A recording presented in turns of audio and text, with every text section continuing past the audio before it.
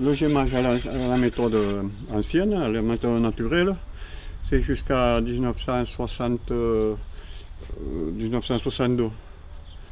Et après, ça s'est terminé, l'usine a été démontée, l'usine de la distillerie a été démontée pour aller être remontée au Portugal, à Pombal.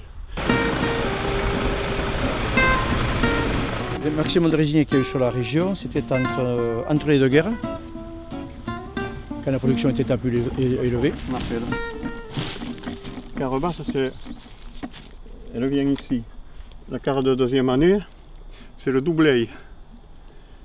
La carre de troisième année, c'est le 3 ans. Une carre, alors ça c'est un vieux mot gascon. La carre, ce qui signifie face. L'ouverture se fait toujours du côté là où se trouve la plus grosse serve. Mais afin de ne pas fatiguer l'arbre, au bout de 3 ans, on tourne, on s'en vient côté nord.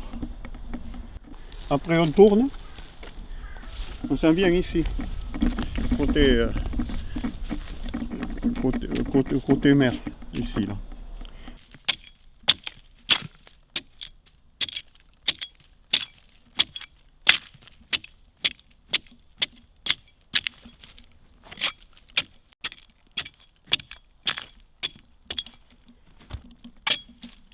À partir du 1er mars, on change d'outil.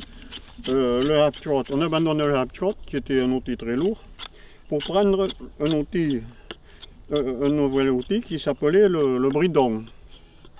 C'est un outil beaucoup plus maniable où on pouvait accéder jusqu'à 4 ans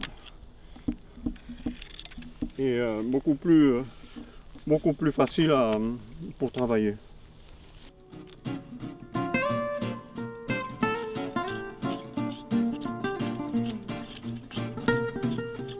C'est un procédé qui permet de récupérer la résine dans des pots de 0,60 L en terre cuite.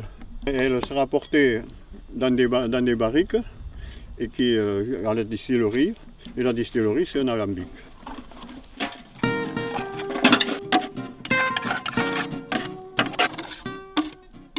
C'était l'entretien, en fin de compte, se faisait par l'acheminement du résinier, parce qu'il n'y avait personne d'autre qui passait dans la forêt. Les chemins ne se croisaient jamais. Et au printemps, quand la fougère poussait, ils avaient un outil avec un manche à bois comme ça, et puis comme une lame recourbée, comme ça, ils appelaient ça le sabre. Et puis ils passaient devant, cling, cling, cling, cling, ils coupaient les fougères. Et c'était marrant, parce que quand on passait au chemin, on voyait que la tête du résinier qui passait. Parce que la végétation était comme ça haute, c'était pas débroussaillé comme maintenant, il n'y avait que ça.